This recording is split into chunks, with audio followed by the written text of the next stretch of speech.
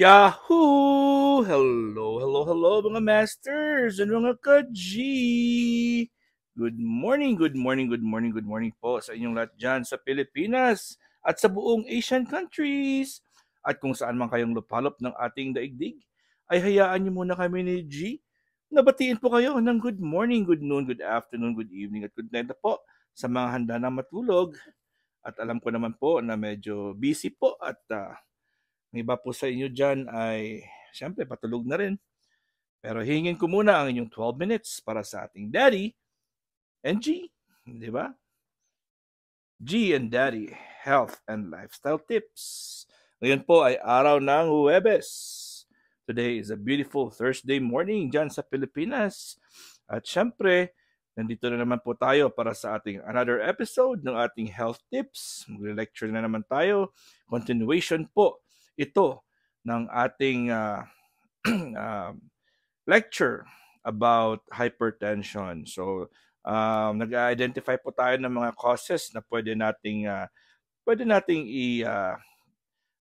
baguhin para po or mga factors na nagko-cause ng high blood pressure or hypertension na pwede na yung iba ay pwede nating i-change or pwede nating mag-lifestyle modification. Yung iba naman po ay hindi talaga maiwasan pero pwede nating ma-improve ang ating sarili para hindi tayo umabot sa time or umabot sa ganung point na tayo ay magkakaroon na po ng problem, especially po sa high blood pressure or hypertension.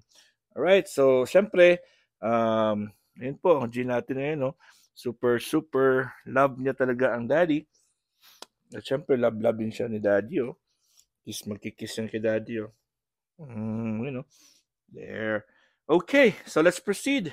Isa sa mga topic po, isa po sa mga factors ay age, risk factors po, age, edad. O di ba? Edad. Importante po yung edad.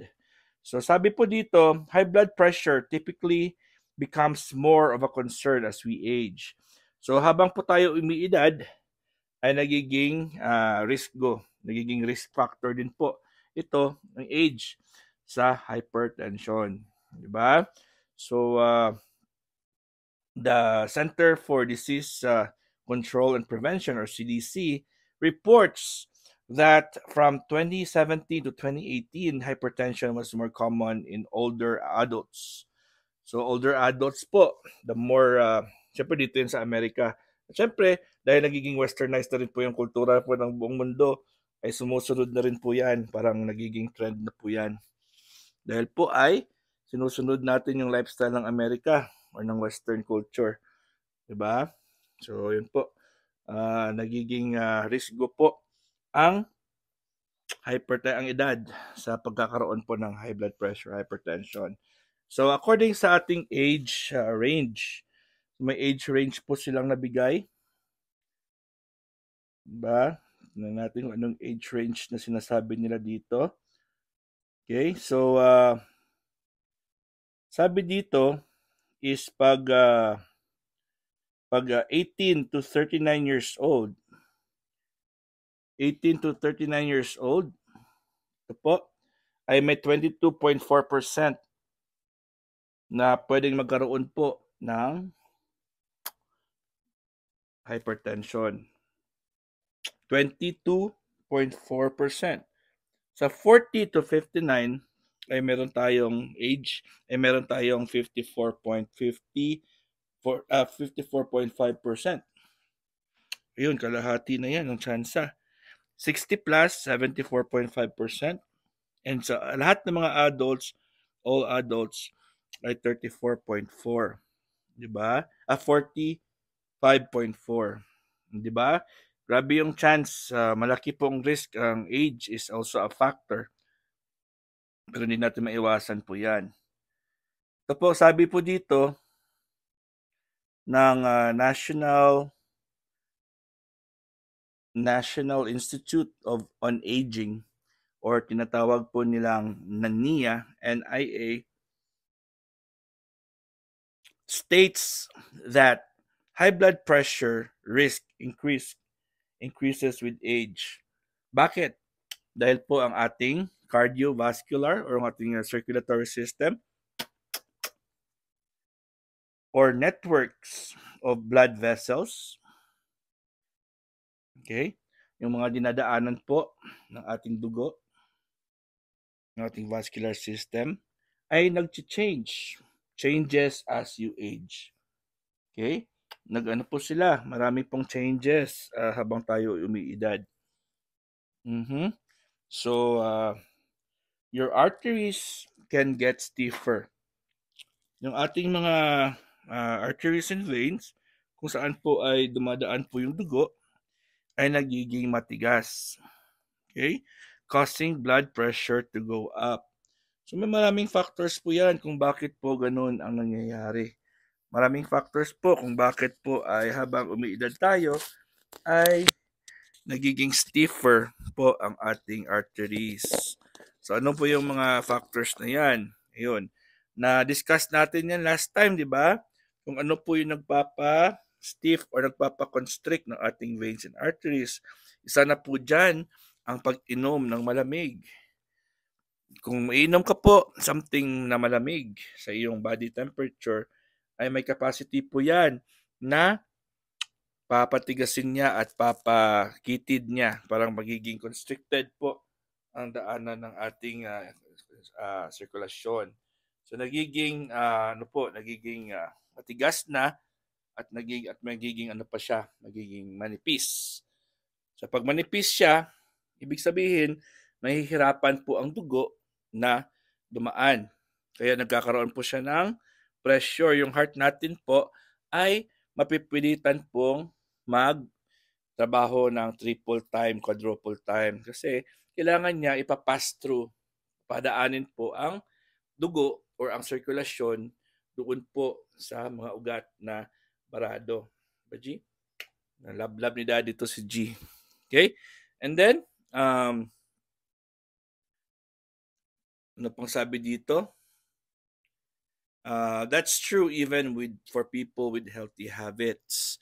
So kahit na healthy habits po tayo, habang po tayo umiidad, ay talagang ganun ang talaga ang nangyayari. Pero syempre, pwedeng maiwasan yan at pwedeng ma-delay po ang aging sa pamamagitan po ng healthy lifestyle modification. Diba naturo na natin yan last time, yung ating healthy lifestyle modification, lifestyle change. So yung ating pagkain na kailangan ay kompleto po. Yung ating plate po ay 30% vegetables, 20% fruits. And on the other side is 30% grains, dark grains, and 20% proteins.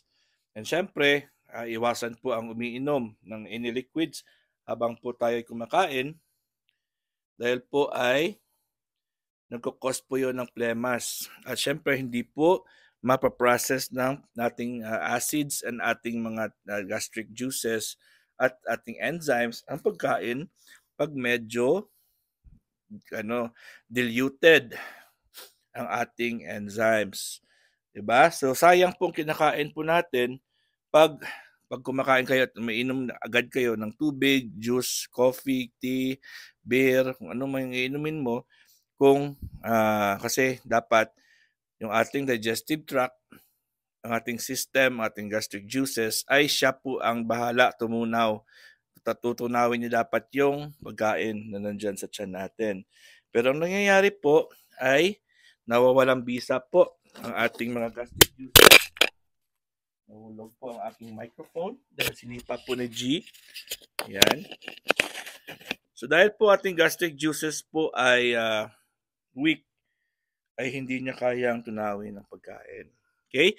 The National Institute of Aging recommends that the same practices for older adults as young ones, including modifying essential lifestyle factors like smoking. Kung nagsasmoke ka, ayun, as much as possible, iwasan na talaga ang pag-smoke. Drinking, kung umiinom ka, depende sa yung iniinom. Exercise, syempre, ina-recommend natin yung exercise. And a balanced diet.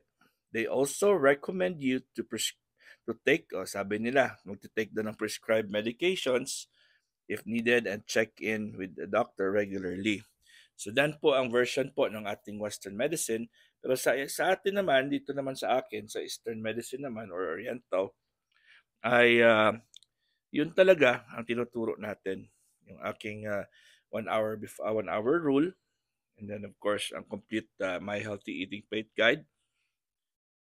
At saka yung sleep, yung 6 to 8 hours of sleep every day. Importante po yan. Diba? And aside from that, mga masters at mga ka-G, kailangan po natin ng exercise. Diba? Kasi exercise po, siya po yung nagpapaganda ng ating daloy ng ating dugo. Okay? So yun po. Yun ang mga importante po sa atin, yung ganun, lifestyle.